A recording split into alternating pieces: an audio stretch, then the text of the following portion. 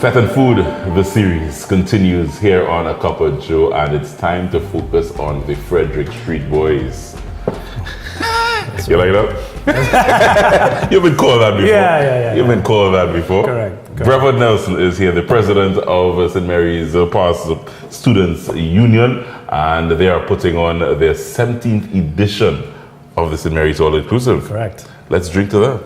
Let's drink a Remy cocktail prepared by Tyrone, and let's drink to that. Yeah. Ooh. All right. Well, thank you for the invitation and timing the invitation. Yeah. You're accustomed to drinking this hour in the morning? Yeah, well, if I'm going home... A breakfast party. Yeah, exactly. You're up on the party and then 5. Yeah. Sometimes that's how I roll. Correct. And this is season. This is the season. This is an interesting one. Yeah, definitely. Remy will be at the Fete. Is one of the brands I think will be showcased at the Fete. Yeah. But I know so much more. You guys have been doing this 17 years, brother. Yeah. Those years flew by, or? Absolutely. I mean, you involved in all 17 years? Not all. For the last 9. Yeah. Mm-hmm. Yeah, and I think we've grown significantly from having the event at the school. Yeah. And 7 years, shifting across to grounds and. How many years at the school? We've had about 12 years at the school. 12 years at the school? Yeah. And actually, this is our 5th or 6th edition at the grounds. Wow, so many years at the grounds already. I think I remember last year when you were here, it was the same thing. It's like, I couldn't remember how long, because I've been at the school for quite a few years, and the grounds just kind of I can't remember the Fete at the school. Exactly. Yeah, and everybody says that, the decision to move down grounds was a fantastic one for the patrons as well as even for us in terms of organizing it. And so over the years we've grown and we've been able to deliver and really challenge ourselves every year to do something different and something better for our patrons. It has edged as one of the events of the carnival calendar. Yeah. It has edged its way. It's one of the must-do events, I think. And I don't think you heard that over the years in terms of a school Fete.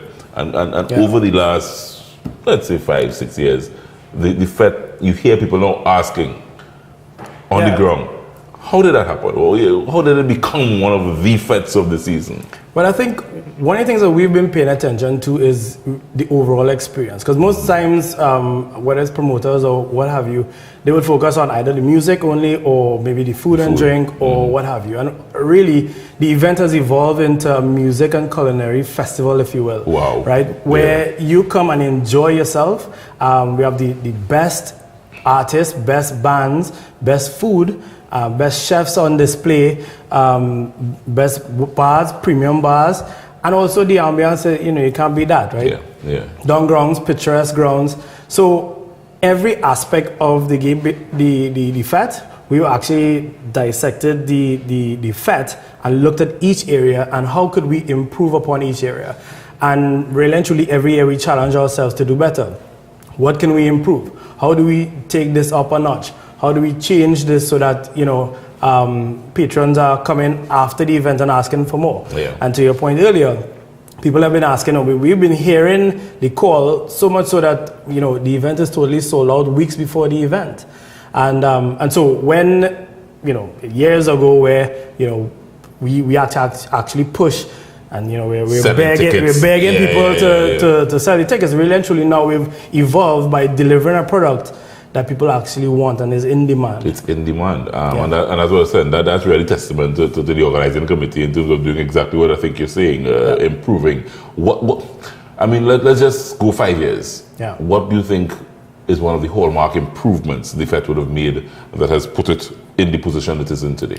Well, even just moving to the ground. The grounds allows us flexibility in terms of layout, right. In terms of the design. We've brought in people a lot. We've tapped into our network, right? So we've brought in people who are architects who've done past students almost. Mm-hmm. And they have done design and layout for us. Mm-hmm. Of course, we tap into our network heavily for sponsors and providers of all of the drinks and food, etc. And we've looked at laying it out so that you're within reach of any bar or food that you want. Your experience when you come to the event is one that, hey, you have enough room, So we even get down to the science of the square footage of the location and how many people are there. And we look at your experience while there. You're hearing the music, best bands, best artists, but you're also within reach of the premium drinks as well as the food. Talk to me a little bit about entertainment just before we get to food, because as you said, I mean, it is probably one of my first fetes. I think I would see the King of Soca at Marshall Montano.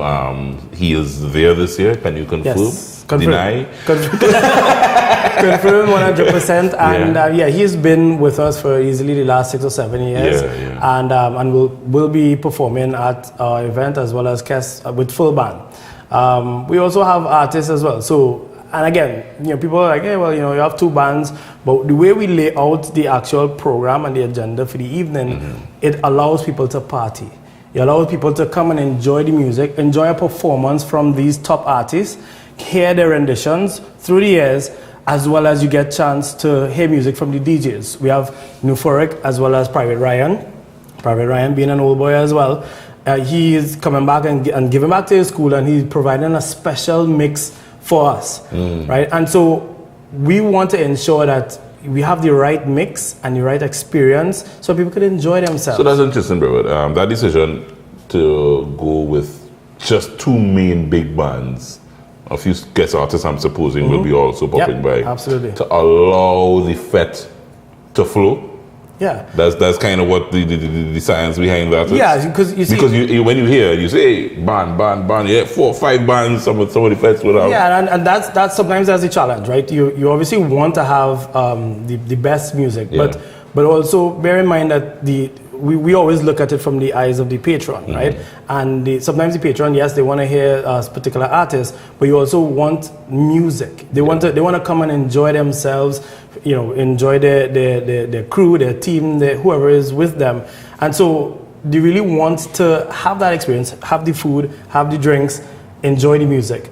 And so sometimes you have to kind of give people that room to play and enjoy themselves. Yeah, interesting concept. And that's what I mean. Obviously, you guys would have been paying attention to details there. Talk to me about the food, because this is Fete and food. I have made it our agenda here on the show. Yes. Just because of what we do here naturally. Fete and food has become almost synonymous over the last decade or so, or more, probably going back. With the all-inclusive fetes coming to the horizon. St. Mary's, I think, since moving to the grounds, really, as you just said there, I wrote it down, a music and culinary festival. You really do feel when you walk to the back of that culinary space that you would have created on the grounds, you really do feel that you're in a culinary festival. It's an amazing, almost awesome feeling when you see the variety of food. Absolutely. And we want people, whatever you feel for, you can have. So whatever you feel. So at the end of the day, if Indian, Chinese, Thai, Creole, seafood, what have you, you can get that at the event. And or even in some cases we have had people who sample everything. Right? You go, you literally go at each station and you sample it. And to be honest, over the last couple of years, we've seen people leaving with food at the end, right? So we're one of the probably few fetes that at the end of the event, you still have food and people are packing Sunday lunch. So go in a doggy bag. Yeah, pretty much you have Sunday lunch and food for the week, right? But our goal is really to ensure, again, as a patron, you want to be able to go, have your meal, enjoy whatever delicacies and gourmet meals that are on display, but then again, also go in, have your drinks, and then enjoy the music. We live in economic challenging times. You've been hearing about cutbacks here, cutbacks there. St. Mary's cutting back anywhere? No, and interestingly enough, we can't cut back because we want to make sure that we continue to deliver to our patrons, right? And at our price point as well, in some instances, you want to ensure that people are getting the value for their money. And interestingly enough, we've been a sold-out event for the last 7 years, and this year, no different. And so, we've made sure that we've pulled out all the stops, ensure that we also tap into the network. That's one of the important things where us versus our guest promoters, where we're a school event, a school fundraiser, so we tap into the network to kind of get some donations and stuff that would help us. But really, the idea is to ensure that we patrons don't leave wanting. Yeah. They don't leave and like, oh, well, yeah, you know, clearly they cut back on the fundraising part of the thing. Where is the funds going this year to the school? I know you spoke a lot about some of the it was some technical aspects of the school, the computer lab and that kind of thing. Exactly. Over the years, the various projects from computer lab, language lab, air conditioning of the Centenary Hall. Recently, we did the entire chemistry lab, and the cost of that was $1.5 million. So we had to put forward that, and that's why these fundraising events are so important. What's happening this year? Is there any particular project? It's all towards the school development. So in multiple projects, not necessarily one specifically. That one was a major capital outlay that required a couple events, but really the focus is on continued development and not just infrastructure, but also students, teachers, etc. And so we're really putting out our time and effort voluntary to give back to the school that has helped us along the way. February 9th, it's at the St. Mary's grounds. It's sold out. If you don't have a ticket, I'm not even trying to say we're promoting it here because I don't think you can get a ticket nowhere. And there's about a week or two. Tell me if you're able to get a ticket to show. If you get a ticket, tell Brevard you get a ticket. but and it's just, as I said, it's testament to I think what you guys would have done over the last 5 years. It's just one of the events on the calendar that people want to be at, and you see it every year as the years will go by. Brevard, congratulations. Thank you. And congratulations in advance. If you don't have a ticket, on the day of the Fete, follow Cup of Joe TT and trinicooks.com on Instagram and social media. We will be there and we will be covering the entire culinary scene and some entertainment highlights as well. So check us out if it is that you are there. Brevard, cheers, my brother. Cheers. Cheers. Good one. We're taking a short break.